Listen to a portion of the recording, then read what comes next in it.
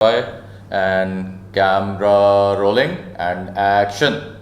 എല്ലാവർക്കും നമസ്കാരം. Sharjah book ഫെയറിന്റെ ഭാഗമായി പെരുവനം അന്താരാഷ്ട്ര ഗ്രാമോത്സവം നടത്തുന്ന പുതിയ പ്രമേയമായ പുതിയ ലോകം പുതിയ കാലം എന്ന സംവാദത്തിലേക്ക് ഏവർക്കും സ്വാഗതം. നമസ്കാരം സർ. നമസ്കാരം. നമുക്ക് എങ്ങനെയാണ് ഇതിനെ തുടങ്ങേണ്ടത്? ഞാൻ ആലോചിച്ചപ്പോൾ നമ്മുടെ പ്രമേയം പുതിയ കാലം പുതിയ ലോകം എന്നാണ്. അത് വളരെ ഒരു പുതുമയുള്ള പ്രമേയമാണ്. അത് മാത്രമല്ല, പെരുവനം ഇൻ്റർനാഷണൽ വില്ലേജ് ഫെസ്റ്റിവലിന് നമ്മളൊരു തീം ആലോചിച്ചപ്പോൾ സാറാണ് ഈ വർഷത്തെ ക്യൂറേറ്ററായ സാറാണ് ഈ പ്രമേയത്തിന് വേണ്ടിയിട്ട് നമുക്ക് ഈ ടോപ്പിക് ആവാം എന്ന് പറഞ്ഞത്. അപ്പോൾ സാറിൻ്റെ മനസ്സിൽ എന്തൊക്കെയായിരുന്നു അതിനെ പറ്റിയുള്ളൊരു ധാരണ? പെരുവനം അന്താരാഷ്ട്ര ഗ്രാമോത്സവം അതിൻ്റെ 4ാമത്തെ വർഷത്തിലേക്ക് കിടക്കും.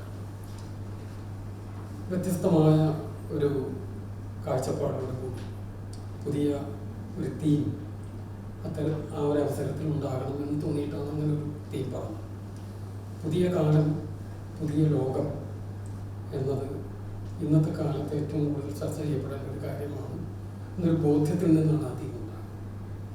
നമ്മൾ പുതിയ കാലം എന്നതുകൊണ്ട് ഉദ്ദേശിക്കുന്നത് 21ാം നൂറ്റാണ്ടിലെ ആദ്യത്തെ 25 വർഷങ്ങളെ സമൂഹത്തിൻ്റെ സമസ്ത മേഖലകളിലും വലിയ മാറ്റങ്ങൾ വന്നിട്ടുള്ളൊരു കാലമാണ്. ടെക്നോളജിയിൽ, ആർട്ടിൽ, സിനിമയിൽ, ലിറ്ററേച്ചർ, പൊളിറ്റിക്സിൽ, എല്ലാ രംഗത്തും കഴിഞ്ഞ 25 വർഷം വലിയ മാറ്റങ്ങളുടെ ഒരു കാലമായി. ഇതിനെക്കുറിച്ചുള്ള സംവാദങ്ങൾ പെരുവനം പോലെയുള്ള ഒരു ഗ്രാമപ്രദേശത്തെ സാധാരണക്കാരായ മനുഷ്യരുടെ മുമ്പിൽ നടത്തുക എന്നതാണ് ഇതിൻ്റെ പ്രധാനപ്പെട്ട ഉദ്ദേശം. ഈ മാറ്റമെല്ലാം നമ്മൾ ഉൾക്കൊള്ളുന്നുണ്ടെങ്കിൽ കൂടി പലപ്പോഴും ഈ മാറ്റത്തിനെ കുറിച്ച് പ്രത്യേകിച്ച് പുതിയൊരു തലമുറ അത്ര രണ്ട് ബോധവാന്മാരല്ല. പ്രധാനമായിട്ട് 21ാം നൂറ്റാണ്ടിന് മുമ്പ് ജനിച്ചവരായിട്ടുള്ള ആളുകൾ പലർക്കും നമ്മൾ ആ കാലത്തെ പറ്റി പറയുന്നത് ഏതോ ഒരു കെട്ടുകഥ പോലെയാണ് തോന്നുന്നത്. 90കളിലോ 80കളിലോ 70കളിലോ നടന്ന കാര്യങ്ങൾ അവരെ സംബന്ധിച്ചിടത്തോളം അവർക്ക് വിശ്വസിക്കാൻ പോലും സാധിക്കാത്ത തരത്തിലുള്ള കാര്യങ്ങളാണ്. പ്രത്യേകിച്ചും ടെക്നോളജിയുടെ കമ്മ്യൂണിക്കേഷൻ്റെയൊക്കെ കാര്യത്തിൽ ഒരു ഫോൺ ചെയ്യാൻ ആപ്ലിക്കേഷൻ എഴുതി കൊടുത്തിട്ടുള്ള കാലം നമുക്ക് ഓർമ്മ. പോസ്റ്റ് ഓഫീസിൽ പോയിട്ട് അപേക്ഷ എഴുതി കൊടുത്ത് ട്രങ്ക് ബുക്ക് ചെയ്തിട്ടുള്ള കാലമാണ്. അപ്പോൾ അത് മാറി വിരൽത്തുമ്പിലേക്ക് എല്ലാം മാറിയിരിക്കും. അപ്പോൾ അതുൾപ്പെടെ എല്ലാ കാര്യങ്ങളും ചർച്ച ചെയ്യുക, പ്രത്യേകിച്ച് കലയിലും സാഹിത്യത്തിലും ഊന്നി ചർച്ച ചെയ്യുക എന്നതാണ് ലക്ഷ്യം. സാഹിത്യ രംഗത്തും വലിയ മാറ്റങ്ങൾ ഈ കാലത്ത് സംഭവിക്കുന്നുണ്ട്. 70-80കളിൽ അല്ലെങ്കിൽ 90കൾ വരെയുള്ള ഒരു കാലത്തുനിന്ന് വ്യത്യസ്തമായിട്ട് ഈ ഒരു 25 കൊല്ലം വലിയ മാറ്റങ്ങൾ ഉണ്ടാകും. അത് പെരുവനത്ത് ചർച്ച ചെയ്യണം എന്നുള്ള ഉദ്ദേശത്തിലാണ് പുതിയ കാലം പുതിയ ലോകം എന്നൊരു വിഷയം നമ്മളതിന് തിരഞ്ഞെടുത്തത്. പക്ഷെ അത് പറയുമ്പോൾ ഒരു കാര്യം എൻ്റെ മനസ്സിൽ വരുന്നത്, ഞാൻ നേരത്തെ സാറുമായിട്ട് നമ്മൾ ഇതിനെപ്പറ്റി സംസാരിച്ചത്, ഈ 90കളിൽ കാര്യമായ ഒരു നല്ല അല്ലെങ്കിൽ ജനങ്ങൾ സ്വീകരിച്ച നോവലുകൾ അല്ലെങ്കിൽ കഥകൾ മലയാളത്തിൽ വന്നു കണ്ടില്ല. അതെൻ്റെ വായന ഇല്ലായ്മയാണോ എന്ന് എനിക്കറിയില്ല. കാര്യമായിട്ട് ജനങ്ങളിലേക്ക് ഇറങ്ങിച്ചെന്ന നോവലുകൾ, ജനങ്ങളെ സ്പർശിച്ച കൃതികൾ ഉണ്ടായിട്ട് കണ്ടില്ല. പക്ഷെ എന്നാൽ 2000-ന് ശേഷം സാറിനെ പോലുള്ള എഴുത്തുകാരെ, സുഭാഷ് ചന്ദ്രൻ, അങ്ങനെ കുറേ എഴുത്തുകാരെ നമ്മുടെ മലയാളത്തിലേക്ക് കടന്നു വരുന്നു. ജനങ്ങൾ ധാരാളമായിട്ട് കൃതികളെ സ്വീകരിക്കുന്നു. അതിന് എന്തെങ്കിലും പ്രത്യേകിച്ച് കാരണങ്ങൾ സാറ് കാണുന്നു? അല്ല, 80-90കളിൽ മലയാളത്തിൽ മികച്ച പല നോവലുകൾ ഉണ്ടാകുന്നുണ്ട്. ഇപ്പം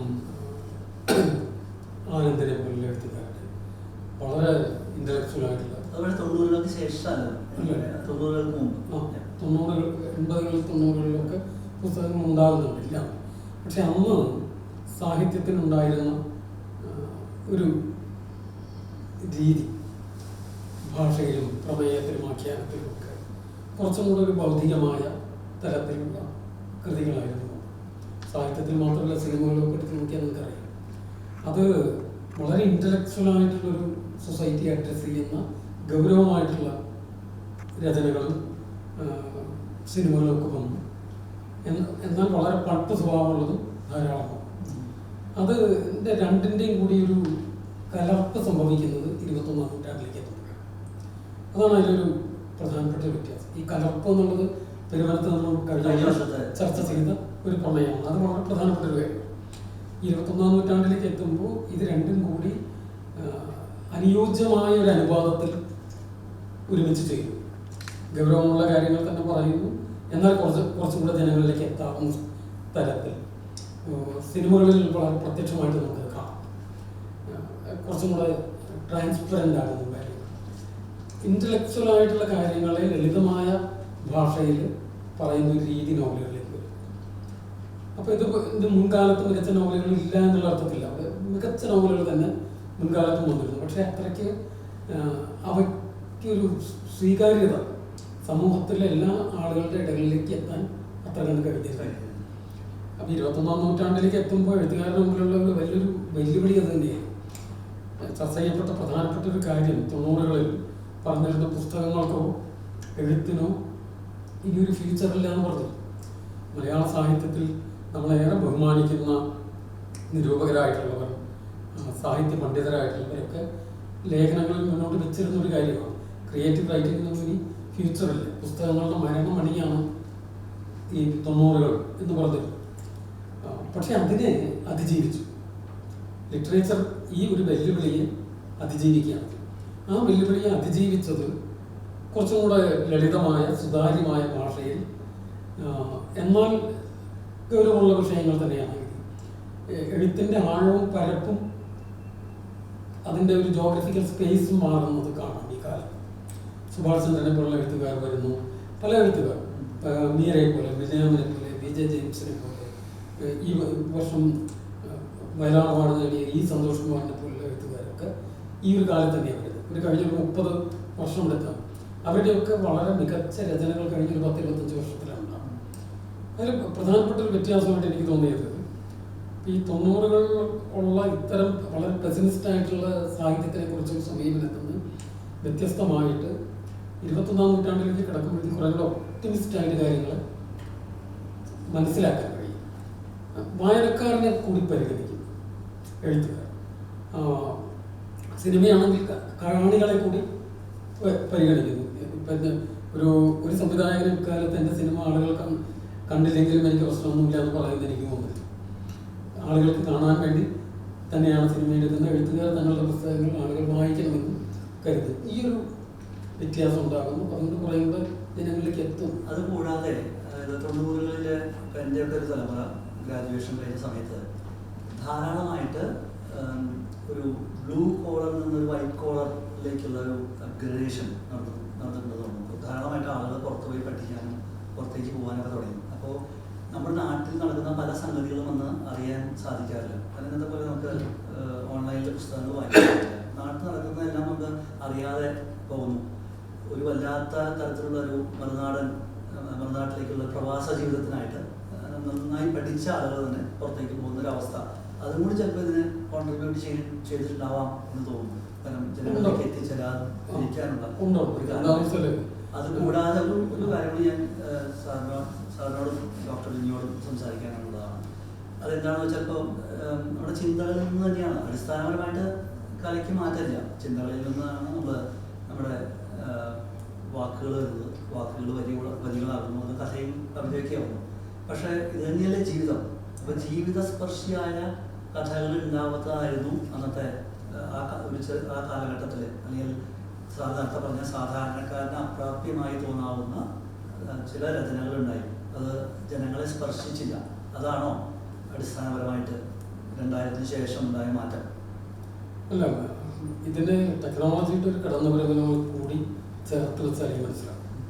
ഇപ്പോൾ അതേ പറഞ്ഞ പോലെ ജോലി സംബന്ധമായി കേരളത്തിൽ നിന്ന് മറുനാടുകളിലേക്ക്, ഗൾഫ് ഉൾപ്പെടെയുള്ള പലയിടങ്ങളിലേക്ക് വലിയ തോതിൽ ജനങ്ങൾ പോകുന്ന ഈ കാലത്ത് അവർക്ക് ആദ്യഘട്ടത്തിൽ തങ്ങളുടെ നാടുമായിട്ടുള്ള ബന്ധമല്ലാതെ കുറയുകയാണ് ചെയ്യുന്നത്. നാട്ടിലുള്ള മലയാള പുസ്തകങ്ങൾ വായിക്കാൻ പറ്റുന്നില്ല, എന്താണ് നാട്ടിൽ നടക്കുന്നതെന്ന് അറിയില്ല. അപ്പോൾ എഴുതാൻ താല്പര്യമുള്ളവർക്കും വായിക്കാൻ താല്പര്യമുള്ളവർക്കും ഇതിൻ്റെ കൂടെ നടക്കാൻ പറ്റാത്തൊരു കാലമാണ് 80-90കളുടെ കുറേ ഭാഗങ്ങൾ. പക്ഷെ അത് കഴിയുമ്പോൾ അതിൽ വലിയൊരു മാറ്റം വരും. ഇപ്പോൾ ഏറ്റവും കൂടുതൽ വായിക്കപ്പെടുകയും ചർച്ച ചെയ്യപ്പെടുകയും ചെയ്യുന്നത് പ്രവാസ ലോകത്താണ്. മലയാള സാഹിത്യത്തിലേക്ക് പ്രവാസികളായിട്ടുള്ള എഴുത്തുകാരുടെയും വായനക്കാരുടെയും വലിയൊരു നിര തന്നെ വരുന്നുണ്ട്. ഇപ്പോൾ ഷാർജയിൽ ഇപ്പോൾ നമ്മൾ പങ്കെടുത്തുകൊണ്ടിരിക്കുന്ന ഷാർജ ബുക്ക് ഫെയർ തന്നെ ഇത്ര ഗംഭീരമായിട്ട് ആഘോഷിക്കപ്പെടുന്നത് പുതിയൊരു കാലത്താണ്. അത് അവിടെ വരുമ്പോൾ ഞങ്ങളെപ്പോലുള്ള എഴുത്തുകാർക്ക് അതിൻ്റെ ഒരു ഫീൽ ഉണ്ടാക്കുന്നത് എന്ന് പറഞ്ഞാൽ പുസ്തകം വാങ്ങിയിട്ട് ആളുകൾ ട്രോളിയിൽ കയറ്റി കൊണ്ടുപോകുന്നത് ഞാൻ ആദ്യമായിട്ട് ഷാർജ ബുക്ക് ഫെയറിലാണ് കാണുന്നത്. ഒരു സൂപ്പർ മാർക്കറ്റിൽ നിന്ന് സാധനങ്ങൾ വാങ്ങി വരുന്നത് പോലെ പുസ്തകങ്ങൾ വാങ്ങിക്കുന്നു. അപ്പോൾ അത് എത്ര കണ്ടത് വായിക്കപ്പെടുന്നുണ്ട് എന്നൊക്കെ ആളുകൾ ചോദിക്കാറുണ്ടെങ്കിലും എനിക്ക് തോന്നുന്നു പുസ്തകം വാങ്ങി വീട്ടിൽ വെച്ചാൽ അത് വായിക്കാതിരിക്കാൻ അക്ഷരങ്ങളോട് അടുപ്പുള്ള ആളുകൾക്ക് കഴിയും. അപൂർവം ചിലർ ഡെക്കറേറ്റീവായിട്ട് ഉപയോഗിക്കുന്നതാണ്. അപ്പോൾ ആ മാറ്റം ഉണ്ടാകും. ഇൻ്റർനെറ്റിൻ്റെ ഒരു കടന്നുവരവോടുകൂടി ലോകത്തിൽ എവിടെ ഇരുന്നും മലയാള ഭാഷ പുസ്തകങ്ങൾ വായിക്കുകയും അതിനെപ്പറ്റി ചർച്ച ചെയ്യുകയൊക്കെ ചെയ്യാവുന്നൊരു കാലമാണ്. കഴിഞ്ഞ കോവിഡ് കാലത്തും അതിന് ശേഷമൊക്കെ ടെക്നോളജി വ്യാപകമായിട്ട് ചർച്ചകളിലേക്ക് വരുന്നുണ്ട്. അപ്പോൾ നമ്മുടെ ഒരു പുസ്തകം പുറത്തിറങ്ങിയാൽ അല്ലെങ്കിൽ ഒരു ഏതെങ്കിലും ഒരു ആനുകാലികത്തിൽ വരുന്ന ഒരു കഥയോ കവിതയോ നിമിഷങ്ങൾക്കുള്ളിൽ ലോകത്തിൽ പല ഭാഗങ്ങളിലിരുന്ന ആളുകളെ ചർച്ച ചെയ്യാത്തതിൻ്റെ സംവാദങ്ങളുണ്ടാവുന്നു, പ്രതികരിക്കുന്നു. ഓഡിയോ ബുക്സ് വരുന്നു. ഓഡിയോ ബുക്സ് വരുന്നത് വളരെ എനിക്ക് പറഞ്ഞ വളരെ പ്രധാനപ്പെട്ട ഒരു കാര്യമാണ്. എന്ന് വെച്ചാൽ പ്രത്യേകിച്ചും ഗൾഫിലിവിടെ യാത്ര ചെയ്ത് കേട്ടുകൊണ്ട് യാത്ര ചെയ്യുന്ന ഇത് വരും. അപ്പം അങ്ങനെ ഈ ഒരു മാറ്റം പുസ്തകങ്ങളിലേക്ക് കുറേ കൂടെ വായനയിലേക്കും ഭാഷയിലേക്കും അടുപ്പിക്കുന്നു. ഇതിനോടനുബന്ധിച്ച് തന്നെ എഴുത്തുകാർ പുതിയൊരു കാലത്തെ തിരിച്ചറിഞ്ഞുകൊണ്ട് തങ്ങളുടെ പ്രമേയത്തിൽ, തങ്ങളുടെ ഭാഷയിൽ, ആഖ്യാനത്തിലൊക്കെ മാറ്റങ്ങൾ വലിയ ദാർശനിക ഭാരമുള്ള വായനക്കാരനെ കൂടുതൽ പ്രതിസന്ധിയിലാക്കുന്ന തരത്തിലുള്ള പുസ്തകങ്ങളില്ലാവരും പലപ്പോഴും അത്തരത്തിൽ വരുന്ന മാറ്റത്തിന് ചിലപ്പോൾ ഒക്കെ സാഹിത്യത്തെക്കുറിച്ച് ചില ഉറച്ച ബോധ്യങ്ങളായിട്ട് നിൽക്കുന്ന ആളുകൾക്ക് ഉൾക്കൊള്ളാൻ പറ്റാറില്ല. പക്ഷെ അവർ ആലോചിക്കുന്ന ബഷീറിനെ പോലെ മുൻകാലങ്ങളിൽ വളരെ ലളിതമായിട്ടുള്ള ഭാഷയിൽ എഴുതിയിരുന്ന ആളുകളുണ്ടായിരുന്നു. ലളിതമായിട്ട് എഴുതുന്നതാണ് വാസ്തവത്തിൽ കുറച്ചും കൂടെ ബുദ്ധിമുട്ടായിട്ടുള്ള കാര്യം. അത് എഴുത്തായിട്ട് ബന്ധപ്പെട്ട് നമുക്കൊക്കെ മനസ്സിലാകുന്നത്. അത്തരത്തിലുള്ള വലിയ മാറ്റങ്ങൾ ഈ കാലത്ത് വന്നതുകൊണ്ടാണ് സാഹിത്യം മുന്നോട്ട് പോകുന്നത്. ഇപ്പോൾ ധാരാളം പുതിയ എഴുത്തുകാർ വരുന്നു. ഏറ്റവും പുതിയ കാലത്ത് പകൽ ധർമ്മജൻ്റെ പുസ്തകം വരുന്നു. വലിയ തോതിൽ വായിക്കപ്പെടുകയും ചർച്ച ചെയ്യപ്പെടുകയും ചെയ്യും. യോജിപ്പുകളും ഉണ്ടാവും, രുചിഭേദങ്ങളുണ്ടാവും, സ്വാഭാവികം. അത് വ്യക്തിപരമായിട്ടുള്ള ഒരു കാര്യമായിട്ട് ഞാൻ മനസ്സിലാക്കും. പിന്നെ ഓരോ കാലത്തും സാഹിത്യത്തിൽ വരുന്ന മാറ്റങ്ങളെ അത്തരത്തിൽ തന്നെയാണ് സമൂഹം കണ്ടിട്ടുള്ളത്. അപ്പോൾ മഹാകാവ്യങ്ങളിൽ നിന്ന് ഖണ്ഡകാവ്യങ്ങൾ വരുന്ന സമയത്ത് അത്ര സന്തോഷത്തോടു കൂടിയൊന്നും സ്വീകരിച്ചില്ല. അതേപോലെ വളരെ സംസ്കൃത വൃത്തത്തിൽ എഴുതിയിരുന്ന ശ്ലോകങ്ങളിൽ നിന്ന് അത് വിട്ടിട്ടുള്ള എഴുത്തിലേക്ക് വരുമ്പോൾ അത്ര സന്തോഷത്തോടു കൂടിയല്ല സ്വീകരിച്ചത്. ഇത് കവിതയല്ല എന്ന് പറഞ്ഞു.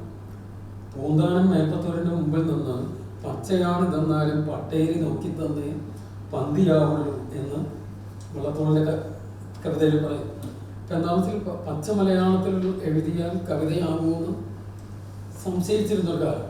ഇതേപോലത്തെ മാറ്റങ്ങൾ തന്നെയാണ് വരുന്നത്. ഇപ്പോൾ എൻ്റെ വ്യക്തിപരമായ അനുഭവത്തിൽ ഞാൻ കഴിഞ്ഞൊരു 10-22 കൊല്ലമായിട്ടുള്ള എഴുത്തിലേക്ക് വന്നു. ആദ്യമായിട്ട് പുസ്തകം വരുമ്പോൾ അല്ലെങ്കിൽ ഇപ്പോൾ ഫ്രാൻസിസ് സെറ്റിക്കോരെ പോലെ എൻ്റെ ചർച്ച ചെയ്യപ്പെടുന്ന ഒരു പുസ്തകം വരുമ്പോഴും അത്ര സന്തോഷത്തോടു കൂടി ഒന്നും സ്വീകരിച്ചതല്ല. കടുത്ത വിമർശനങ്ങളും സംവാദങ്ങളും ഉണ്ടായിരുന്നു. അതാണ് വാസ്തവത്തിൽ ആ പുസ്തകത്തിനെ കൂടുതൽ മുന്നോട്ട് കൊണ്ടുപോയത്, നന്നായിട്ട് വായിക്കപ്പെടുന്നതിന് ഒക്കെ കാരണം. അപ്പം അടുത്ത ഒരു ജനറേഷനിൽ പകലിനെ പോലുള്ള ആളുകൾ അല്ലെങ്കിൽ മറ്റ് പുതിയ ആളുകളുടെ പുസ്തകങ്ങൾ വരുന്നത് ആ രീതിയിൽ തന്നെ വായിക്കപ്പെടും, മുന്നോട്ട് പോവുകയും ചെയ്യും. അപ്പം സാഹിത്യം ഉൾപ്പെടെയുള്ള കാര്യങ്ങളെക്കുറിച്ച് ഉറച്ച ബോധ്യങ്ങളിൽ നിൽക്കുന്നവരവിടെ നിൽക്കും. ഫ്ലെക്സിബിൾ ആയിട്ടുള്ള ആളുകൾ മുന്നോട്ട് പോകും എന്നാണ് എനിക്ക് തോന്നുന്നത്. അതിൽ രണ്ടിനും തെറ്റുമില്ല, തെറ്റ് പറയാൻ സമയം. അതായത് നമ്മുടെ പുസ്തകം നമുക്ക് വേണ്ടി മാത്രം ചെയ്യുന്നവർക്ക് രണ്ട് തരത്തിലുള്ള ഒരു കലാപരമായിട്ടുള്ള കാര്യങ്ങളിൽ, പ്രത്യേകിച്ചും ദൃശ്യകലകൾ, കഥകൾ, മോഹനിയാട്ടം, അപ്പം എനിക്ക് അത്തരം കാര്യങ്ങളോട് ബന്ധമുള്ള അതിൽ വരുന്ന മാറ്റങ്ങൾ എങ്ങനെയാണ്? അതിൽ വളരെ ദൈർഘ്യമേറിയ പ്രമേയത്തെ ചുരുക്കി ആസ്വാദകർക്ക് സഹൃദയപരമാകും വിധം അവതരിപ്പിക്കാനുള്ള കൊറിയോഗ്രാഫുകൾ പുതിയ ഒരുപാട് കലാകാരന്മാരും കലാകാരികളും ആ മേഖലയിൽ വളരെയധികം പ്രഗത്ഭരായിട്ടുള്ളവരുണ്ട്. അതോടൊപ്പം തന്നെ പഴയ കഥകളെ അപേക്ഷിച്ച് പുതിയ പ്രമേയങ്ങൾ എടുത്തിട്ട് അതിൻ്റെ തനിമ നിലനിർത്തിക്കൊണ്ട് തന്നെ അവതരിപ്പിച്ചു പോരുന്ന ഒരു രീതി, അതൊരു പക്ഷേ മുൻകാലങ്ങളിൽ ആരും അങ്ങനെ അംഗീകരിക്കാത്തതും ഒരുപാട് ചിട്ടയോടുകൂടിയും ആ മേഖലയിൽ അങ്ങനെ നമ്മൾ കൈവയ്ക്കുമ്പോഴുള്ള എന്താ പറയുക ഒരുപാട് വിമർശനങ്ങൾ നേരിട്ട ഒരു കാലഘട്ടത്തിൽ നിന്നും വളരെ ധൈര്യപൂർവ്വം നമ്മുടെ കഥകളി പദങ്ങളെയും ഓരോ നൃത്ത ആവിഷ്കാരങ്ങളെയും ഒക്കെ പുതിയ തലമുറ, പുതിയ ജനറേഷന്, പുതിയ തലമുറയ്ക്ക് ആസ്വാദകരമാകും വിധം അതിനെ മാറ്റിക്കൊണ്ട് വേദിയിൽ അവതരിപ്പിക്കുമ്പോൾ അവിടെ വലിയൊരു ചേഞ്ച് സംഭവിക്കുന്നുണ്ട്. അതേസമയം ഇത് പലവേൽ പള്ളിയുടെ അല്ലെങ്കിൽ ആ ജനറേഷനിലുള്ള ആളുകളുടെ ഇതിൽ നിന്നും മാറി ഇപ്പോൾ പുതിയ നമ്മുടെ മലയാളത്തിൽ നമുക്ക് പ്രിയപ്പെട്ട മേഖല ദേവികയും അല്ലെങ്കിൽ വിനീത നെടുങ്ങാടി അവർ വളരെ ഇൻ്റലക്ച്വലായിട്ടുള്ള പുതിയ പ്രമേയങ്ങളുമായിട്ട് വരുന്നു. അത് പലപ്പോഴും വളരെ തോട്ട് പ്രൊവോക്കിംഗ് ആണ്. ആ ഒരു ആർട്ട് എന്നുള്ള രീതിയിൽ അതിനെ മുന്നോട്ട് കൊണ്ടുപോകുന്നു. ഇപ്പം പത്മ സുബ്രഹ്മണ്യം മുമ്പ് ഇതിന് ഗവേഷണം നടത്തി ഡോക്ടറേറ്റ് ഒക്കെ എടുക്കുന്ന സമയത്ത് എനിക്ക് ഓർമ്മയുണ്ട് 10-40 കൊല്ലമൊക്കെ മുമ്പ് അത്തരം ചർച്ചകൾ പറഞ്ഞിരുന്ന ഇതിലൊന്നുമല്ല കാര്യം.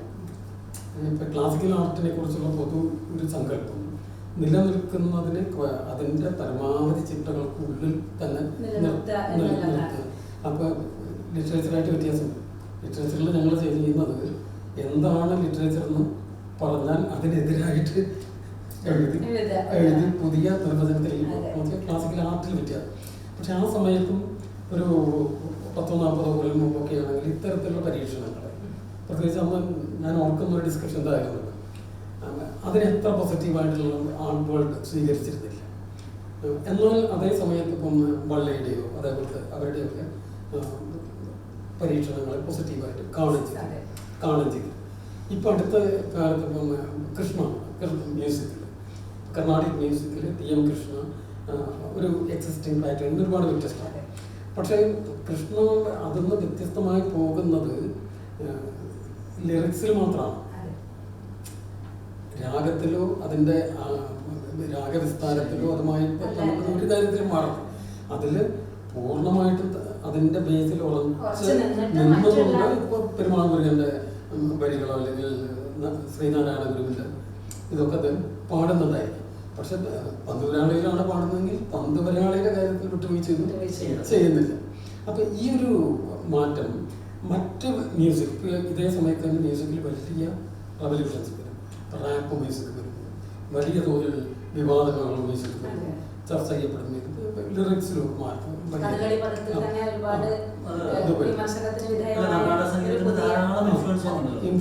പറയുമ്പോൾ എനിക്ക് ഓർമ്മ വരുന്നത് കഥകളിയുടെ സംസ്ഥാപനം 30കളിൽ തുടങ്ങിയപ്പോൾ 5 കുട്ടികളാണ് ആദ്യമായിട്ട് കഥകളി അഭ്യസിച്ചത്. അതിൽ കലാമണ്ഡലം കൃഷ്ണനായർ മാത്രമാണ് ഉറച്ച കഥകളി അതിൻ്റെ അതേപോലെ നിലനിർത്തിയിട്ടുള്ളൂ. ബാക്കി എല്ലാവരും സ്വീകരിച്ചത് ഗുരു ഗോപിനാഥിനെ പോലെയുള്ളവർ സ്വീകരിച്ച കഥകളി നൃത്തത്തെയാണ്. കഥകളി നൃത്തം എന്നൊരു പുതിയ ഒരു ഐറ്റം തന്നെ ഉണ്ടായി. ഇതിന്റെ സാങ്കേതികത ഉൾപ്പെടുത്തിക്കൊണ്ട് ആസ്വാദകർക്ക് മനസ്സിലാവും വിധത്തിലുള്ള ഒരു നൃത്തരൂപം കഥകളി നൃത്തം അദ്ദേഹം കേരള നടനം എന്ന പേരിൽ ഉണ്ടാക്കുകയാണ് ചെയ്തത്. അതിൽ തന്നെ ഇതിന്റെ ചുവട് പിടിച്ചിട്ട് തന്നെയാണ് ഗുരു നമ്മുടെ ഉദയശങ്കർ എല്ലാം അതിൽ പിന്നെ വളരെ ഫേമസ് ആയി. അതിന് മാത്രമായി ഒരു അക്കാദമി ഉണ്ടായി. അതൊരു പ്രത്യേക ഐറ്റമായിട്ട് നമ്മൾ നിലകൊണ്ടു. ആ സമയത്ത് അതിനെ ധാരാളം വിമർശിച്ചവരുണ്ട്. രാംഗോപാൽ വർമ്മയെ പോലുള്ള ഒരുപാട് പേര് ഈ മേഖലയിൽ ഉണ്ടാവും. ഒരുപാട് അതിനെ വിമർശിച്ചു. കഥകളി അല്ലാത്ത ഒരു നൃത്തത്തെ അപ്പോഴേ വ്യക്തികൾ ഒരുപാട് പരീക്ഷണത്തിന് അന്നേ മുതിർന്നിരുന്നു എന്നുള്ളതാണ്. ഇപ്പൊ മോഹിനിയാട്ടത്തിന്റെ ആ ഒരു അതേ പ്രായോഗികമായ വശങ്ങൾ നിലനിർത്തിക്കൊണ്ട് തന്നെ മേതിൽ ദേവികയുടെ സർപ്പതത്വം പോലെയുള്ള നാടോടി സംസ്കാരത്തെ കൂടി അതിലേക്ക് ഉൾച്ചേർത്തുകൊണ്ട് ക്ലാസിക്കൽ ശാസ്ത്രീയം എന്നതിൽ നിന്നും മാറിക്കൊണ്ട് കീർത്തനങ്ങളിൽ നിന്നും ഒക്കെ മാറിക്കൊണ്ട് ഫോക്കിനെ കൂടി അതിൻ്റെ ആന്തരികമായിട്ടുള്ള ചൈതന്യത്തെ ഒരുപാട് പരിമിതികളുണ്ട് ഫോക്ക് ആർട്സിന് വേദികളിലേക്ക് അതിനെ കൂടി ചേർത്ത് പിടിച്ചുകൊണ്ട് ആ ഒരു നാടോടി തനിമ നിലനിർത്തിക്കൊണ്ട് ഒരുപാട് വ്യക്തികൾ ഒരുപാട് നർത്തകികൾ പുതിയ പുതിയ കൊറിയോഗ്രാഫി തങ്ങളുടേതായ അതേ ക്ലാസിക്കലായിട്ടുള്ള മേഖലയിൽ നിന്നുകൊണ്ട് തന്നെ പ്രശസ്തി നേടിയവരുണ്ട്. പക്ഷേ ഇതിനൊരു അടിസ്ഥാന തത്വമില്ല. അതായത് if you know the rules you can break it.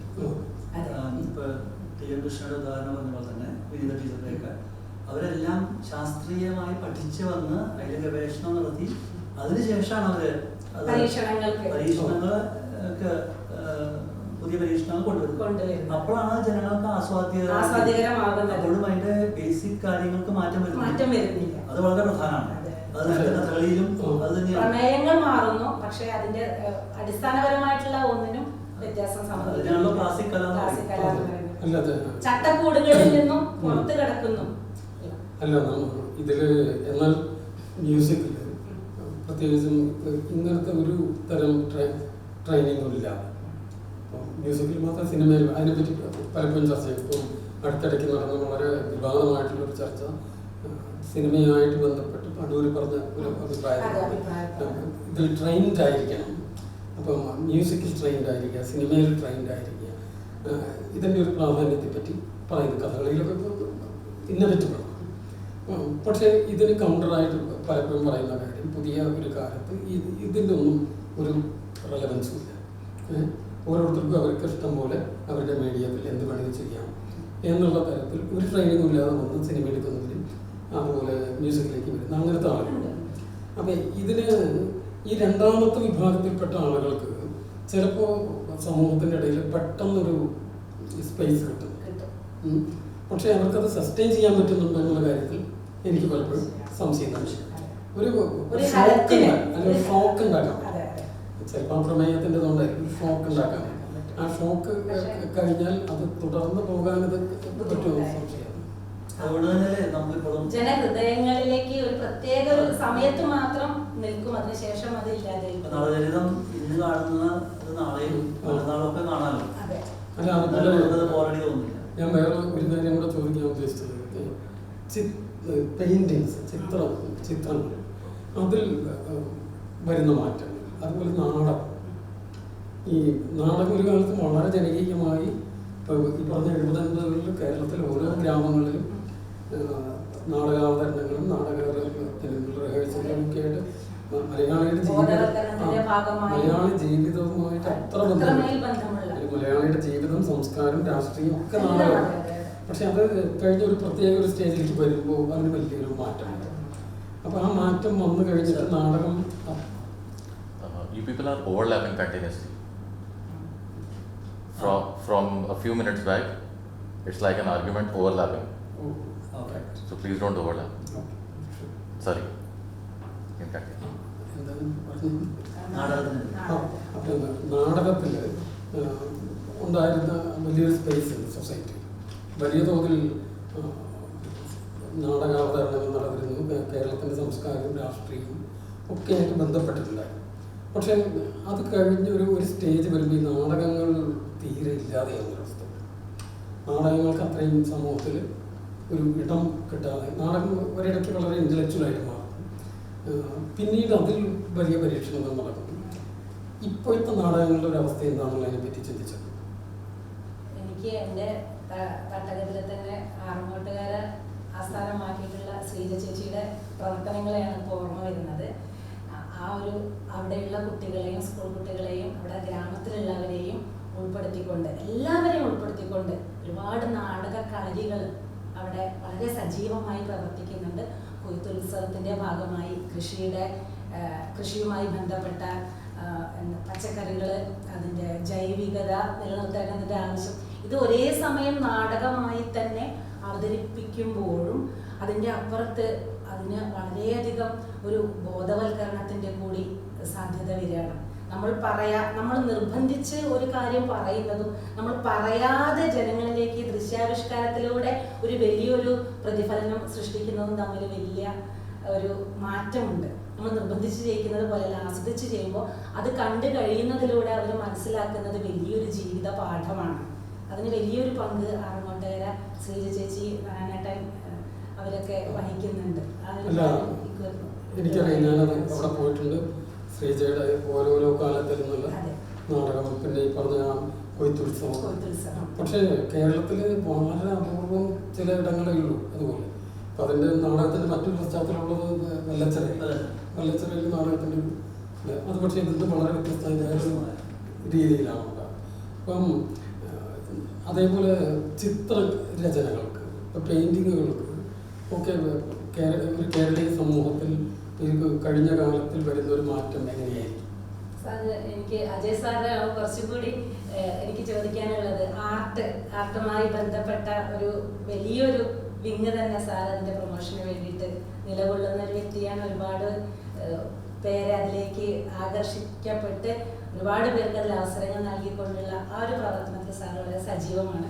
കുറച്ചുകൂടി ആധികാരികമായിട്ട് സാറിന്റെ പ്രവർത്തനങ്ങളെ ആർട്ടുമായി ബന്ധപ്പെട്ടതെന്ന് പറഞ്ഞാൽ നേരത്തെ ഇപ്പോൾ കുറേയധികം ഫെസ്റ്റിവൽസ് ഉണ്ട്. അതായത് നമ്മുടെ നാട്ടിൽ മുഴുവൻ ലിറ്ററേച്ചർ കൾച്ചറൽ ഫെസ്റ്റിവൽസ് ധാരാളമുണ്ട്. അപ്പോൾ അത് എന്തുകൊണ്ട് പെരുവനം ഇന്റർനാഷണൽ വില്ലേജ് ഫെസ്റ്റിവൽ എന്നൊരു ചോദ്യം ഉയർന്നിരുന്നു. അല്ല, എല്ലാ സ്ഥലത്തും ഉള്ളതുപോലെ നമ്മളും അത് റിപ്പീറ്റ് ചെയ്യണോ, ആളുകൾ അവിടെ വരുമോ, നമ്മുടെ ഗ്രാമത്തിലല്ലേ. അപ്പോൾ ബാലിയിലെ ഒരു ഇന്റർനാഷണൽ വില്ലേജ് ഫെസ്റ്റിവൽ അവർ സംഘടിപ്പിക്കുന്നത് വളരെ വിജയകരമായിട്ട് ചെയ്തിട്ടുണ്ട്. അതിൽ നിന്ന് ഇൻസ്പിറേഷൻ ഉൾക്കൊണ്ടുകൊണ്ടാണ് നമ്മൾ പെരുവനം ഇന്റർനാഷണൽ വില്ലേജ് ഫെസ്റ്റിവൽ പറ്റി ആലോചിച്ചത്. അപ്പോൾ സാറൊക്കെ ആയിട്ട് എപ്പോഴും അതിനെ പറ്റിയിട്ട് സംസാരിക്കാറുണ്ട്, മലയാളത്തിലെ ഒരുവിധം എല്ലാ എഴുത്തുകാരൊക്കെ ആയിട്ട്. അപ്പോൾ സാർ എന്നോട് പറഞ്ഞൊരു കാര്യമുണ്ട്. അതായത് യുവാക്കളെ ഒന്നുമില്ലെങ്കിൽ മറ്റ് കാര്യങ്ങളിലേക്ക്, ചീത്ത കാര്യങ്ങളിലേക്ക് ശ്രദ്ധ പോകുന്നതിന് പകരം ഇങ്ങനെയുള്ള നല്ല കാര്യങ്ങളിലേക്ക് കൂടി ആകർഷിക്കാനായിട്ട് ആ ഗ്രാമത്തിലുള്ള കുറച്ച് പേര് അതിൻ്റെ സംഘാടനത്തിലേക്ക്, അവരെല്ലാവരും വായിക്കുന്നവരായിരിക്കണമെന്നില്ല, പക്ഷേ അതിൻ്റെ സംഘാടനത്തിലേക്ക് അവർ വരുമ്പോൾ ആ സമയം അവരുടെ അറ്റൻഷൻ അതിലേക്ക് വരികയാണ്. ഒരു വർഷം നീണ്ടു നിൽക്കുന്ന പ്രവർത്തനങ്ങളുണ്ട്. നമ്മളിവിടെ 3 ദിവസമായിട്ടാണ് നടത്തുന്നതെങ്കിൽ ഒരു വർഷത്തോളം നീണ്ടു നിൽക്കുന്ന അതിൻ്റെ പലതരത്തിലുള്ള പ്രവർത്തനങ്ങൾ, മീറ്റിങ്ങുകൾ, ഒരു കൂട്ടായ്മ. അപ്പോൾ ആർട്ടിലൂടെ നമ്മൾ വെറും ഒരു ആസ്വാദനം മാത്രമല്ല, അതൊരു സംഘാടനം ഉണ്ട്, അതിലൊരു മാനേജ്മെന്റ് ഉണ്ട്, അതിൽ നിന്ന് ലീഡർഷിപ്പ് ക്വാളിറ്റീസ് ഉള്ളവർ ഉയർന്നു വരുന്നുണ്ട്. അപ്പോൾ ഇതിൻ്റെ ഒക്കെ ഒരു ആകത്തുകയാണ് ആർട്ട്. നേരത്തെ പറഞ്ഞ പോലെ കല ജീവിതമാണ്, ജീവിതം തന്നെയാണ് കല. അപ്പം അതിൽ വിശ്വസിക്കുന്ന ആളാണ് ഞാൻ. അപ്പം അതുമായിട്ട് ബന്ധപ്പെട്ട എൻ്റെ പ്രവർത്തനങ്ങൾ അതുമായിട്ട് ബന്ധപ്പെട്ടതാണ് മാത്രം. അല്ല, ഞാനൊന്ന് പറഞ്ഞത് ഇങ്ങനെയായിരുന്നു. എന്താണെന്ന് വെച്ചാൽ യൂത്തിന് ഇപ്പോൾ ഒരു ക്രിയേറ്റീവ് എനർജി, ആ ക്രിയേറ്റീവ് എനർജി എക്സ്പ്രസ് ചെയ്യാനുള്ള ഇടങ്ങളില്ലാതെയായി പോയാൽ അത് പലപ്പോഴും വയലൻസിലേക്കായിരിക്കും പോകുന്നത്. നമ്മുടെ പ്രത്യേകിച്ചും കേരളത്തിലെ ഗ്രാമങ്ങൾ അത്ര നന്മകളാൽ സമൃദ്ധമാണെന്നൊന്നും നമുക്ക് പറയാൻ പറ്റില്ല. പലതരത്തിലുള്ള വയലൻസ് കടന്നു വരുന്നു. അത് ചിലപ്പോൾ കൊട്ടേഷൻ തങ്ങളുടെ രൂപത്തിലാകാം, അല്ലെങ്കിൽ മറ്റ് പല കാരണങ്ങൾ കൊണ്ടുള്ള പോളറൈസേഷൻ ഒക്കെ ഭാഗമായിട്ടുണ്ടാകാം, ഫെനാറ്റിസം കൊണ്ടുള്ള വയലൻസ്. അപ്പം ഇത്തരത്തിലുള്ള കാര്യങ്ങളിലേക്ക് പോകാതെ അവരുടെ എനർജി അവർക്ക് ഉപയോഗിക്കാനുള്ള സ്പേസാണ് നമ്മൾ ക്രിയേറ്റ് ചെയ്യുന്നത്. ഇപ്പോൾ പെരുവനം എന്ന ഗ്രാമത്തിൽ ഒരു ഗ്രാമോത്സവം 3 ദിവസം നടക്കുന്ന 3 ദിവസങ്ങളിലല്ലോ ഒരുപാട് കാലം അതിനു വേണ്ടി വർക്ക് ചെയ്യുന്നു. ഒരു വലിയൊരു ടീം എൻ്റെ കൂടെ, ഞാൻ ആ ടീമിൻ്റെ കുറേ ആളുകളുടെ കൂടെ എന്നാണ് പറഞ്ഞത്. വളരെ എനർജറ്റിക് ആയിട്ടുള്ള, വളരെ പോസിറ്റീവായിട്ട് കാര്യങ്ങൾ മനസ്സിലാക്കുന്നത്. അപ്പം മനുഷ്യർക്ക് പരസ്പര ബഹുമാനത്തോടു കൂടി ജീവിക്കാവുന്ന ഒരവസ്ഥയുണ്ട്. എല്ലാ മനുഷ്യരും അവരവരുടേതായിട്ടുള്ള നിലപാടുകളുണ്ട്, വ്യത്യസ്തമായ അഭിപ്രായങ്ങളൊക്കെ ഉണ്ടാവും. പക്ഷെ അതൊക്കെ ഉള്ളപ്പോഴും അതിൻ്റെ ഒരു മ്യൂച്വൽ റെസ്പെക്റ്റോട് കൂടി ജീവിക്കാൻ കഴിയുക എന്ന് പറയുന്നതാണ് പ്രധാനം. ഇത്തരം സംഘാടനങ്ങളിലേക്ക് വരുമ്പോഴാണ് അതുണ്ടാകുന്നത്. അപ്പോൾ വാസ്തവത്തിൽ ഒരു ഗ്രാമോത്സവം നടത്തുമ്പോൾ അല്ലെങ്കിൽ അത്തരത്തിലുള്ള ആഘോഷങ്ങൾ നടത്തുമ്പോൾ ഒരു ഉത്സവം മാത്രമല്ല നടക്കുന്നത്, നമ്മുടെ സമൂഹത്തിൽ ഹിംസയെ പ്രതിരോധിക്കുക എന്ന വലിയൊരു ധർമ്മം കൂടിയാണെന്ന് പറയും. അത് തന്നെയാണ് എൻ്റെ ഇപ്പോൾ പെരുവനം ഗ്രാമോത്സവത്തിൻ്റെ ആത്യന്തികമായ സന്ദേശവും ലക്ഷ്യവും ഒക്കെ പുതിയ കാലം പുതിയ ലോകം എന്ന് പറയുന്നത്, ഈ പുതിയ കാലം പുതിയ ലോകത്തിലും പോസിറ്റീവായിട്ടുള്ള ഒരുപാട് കാര്യങ്ങളുണ്ട്. അതേസമയം തന്നെ നമ്മളെ ഭയപ്പെടുത്തുന്ന പലതരത്തിലുള്ള വയലൻസുമായി ബന്ധപ്പെട്ട കാര്യം, അപ്പം അതിനെ പ്രതിരോധിച്ച് നല്ല രീതിയിൽ ഇതിനെ മുന്നോട്ട് കൊണ്ടുപോകാൻ പ്രത്യേകിച്ച് ചെറുപ്പക്കാരെ അതിൻ്റെ ഭാഗമാക്കാൻ കഴിയുക എന്നുള്ളത്. അപ്പം എത്ര കണ്ടതിന് പ്രശംസിച്ചാലും അധികമാവില്ല. ഇപ്പം എന്നോട് ഇതിൻ്റെ ക്യൂറേറ്ററായിട്ട് പറഞ്ഞുവെന്ന് താങ്കൾ പറഞ്ഞപ്പോൾ ഞാൻ സമ്മതിക്കാനുള്ളൊരു കാരണമാണ്. ഈ കാലത്ത് നമ്മൾക്ക് സമൂഹത്തിനോട് ചെയ്യാൻ കഴിയുന്ന നല്ല കാര്യങ്ങൾ തോന്നുന്നു എന്ന തരത്തിലാണ്. പുതിയ കാലത്തിനെ പറ്റി പറഞ്ഞപ്പോൾ പുതിയ കാലത്തെ ടെക്നോളജിയെ നമ്മളെങ്ങനെ നല്ല രീതിയിൽ ഉപയോഗിക്കാം എന്നുള്ളതിന് ഒരു ചെറിയൊരു ഡെമോൺസ്ട്രേഷൻ ചെയ്തുകൊണ്ട് നമുക്ക് നമ്മുടെ ചർച്ച അവസാനിക്കാം അല്ലേ?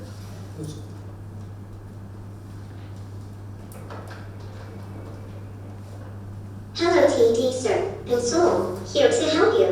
I really like how Francis City Cora mixes old stories, history, and imagination. I'm excited to talk about great stories connect with new technology. Shall we start? Yes. Anshay sir, you are my favorite architect of the 369 path. You help me find clarity for my why, harmony for my how, and action for my now. I have even set reminders to think clear, live true, and act now, just like you taught me.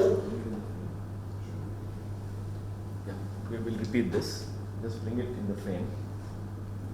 Yeah. Yes, just bring it in the frame. No, more. Yeah, more.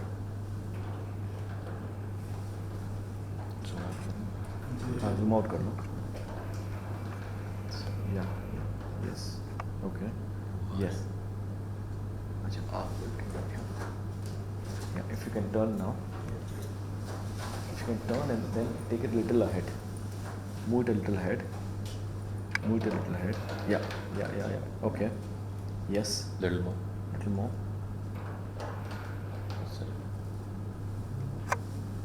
Okay. So you will repeat, right? It will be yes. The first one it has to be. Yeah, if you can turn and repeat.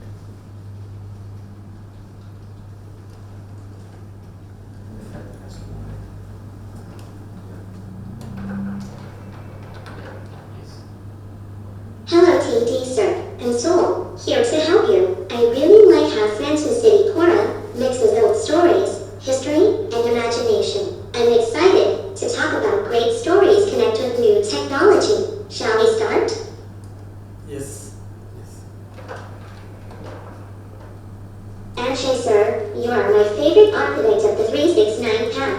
You help me find clarity for my why, harmony for my how, and action for my now. I have even set reminders to think clear, live true, and act now, just like you taught me. Yes.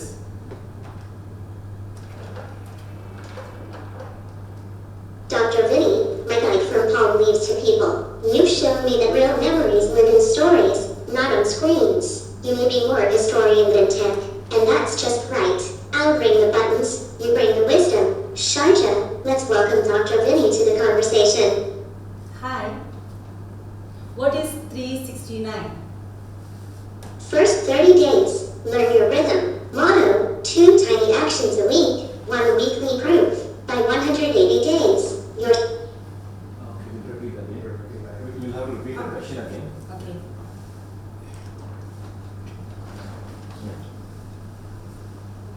Yes. What is 369? 369 is the roadmap. The number 3 stands for the 3 pillars: clarity, confidence, and catalysis. The number 6 is about staying aligned with yourself and with others. And the number 9 reminds us to keep making small moves every day until success becomes a habit. Thank you. Just one more question. The next question. ഞാൻ ചോദിക്കാം.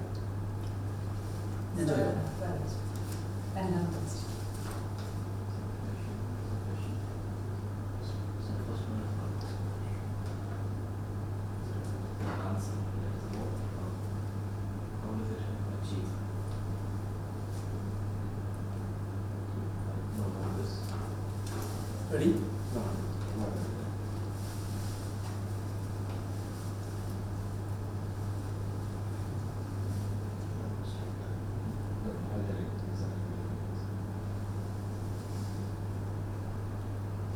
Let's do one thing.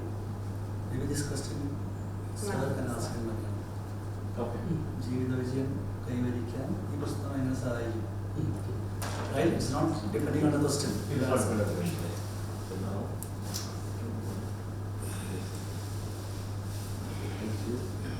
I think that's it, Seva. This will stop. Yes, this is the last one. Yes. Ready? Then start. Hello, ജീവിത വിജയം കൈവരിക്കാൻ ഈ പുസ്തകം എങ്ങനെയാണ് സഹായിക്കുന്നത്? This book helps you go from confused to clear, from promises to proof. You pick one direction, align how you show up, and ship small wins week after week for work and for life. Thank you, Robo. Thank you. നമുക്ക് technology ആയാലും എന്തായാലും അത് രണ്ട് തരത്തിൽ നമ്മുടെ ഡിസ്ട്രക്ഷന് വേണ്ടി ഉപയോഗിക്കാം, നമ്മുടെ ജീവിതത്തിൽ കൺസ്ട്രക്ഷന് വേണ്ടി ഉപയോഗിക്കാം. അതിന് വേണ്ടി ഒരു ഡെമോ ആയിട്ട് നമുക്ക് ഇതിനെ കണ്ടാൽ മതി. അത് തന്നെയാണ് ഇപ്പോൾ നടന്നുകൊണ്ടിരിക്കുന്ന ടെക്നോളജിക്കൽ ചേഞ്ചസിലും സ്കൂളുകളിലേക്കും വരാൻ പോകുന്ന മാറ്റങ്ങളും എല്ലാ സാധ്യതകളും നമുക്ക് അതിന് ടെക്നോളജി നമുക്ക് ഒരിക്കലും ഒരു വെല്ലുവിളിയല്ല. അതിനെ എന്ത് വെല്ലുവിളിയായാലും അതിജീവിച്ച് വലിയ സാധ്യതകളാക്കി മാറ്റിയ ഒരു ചരിത്രമാണ് മനുഷ്യവംശത്തിലുള്ള.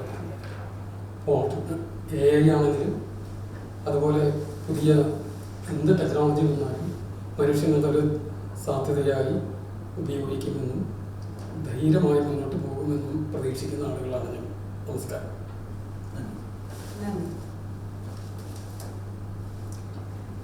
ഒരു ഫോട്ടോ എടുത്ത് പോകാം. Yes,